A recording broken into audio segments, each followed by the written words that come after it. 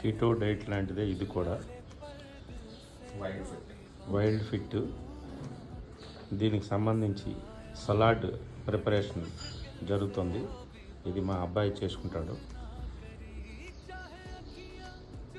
Lunch, dinner ఇదే. ఇప్పుడు 4 సీసాలు ఇక్కడ పెట్టాడు, అంటే 2 రోజులకు సరిపడా సలాడ్ చేసుకుంటున్నాడు. ఇందులో ఏమేమి ఉన్నాయో చూడండి. రకరకాలు డిఫరెంట్ కైండ్స్ ఆఫ్ లీవ్స్, కీరా ముక్కలు,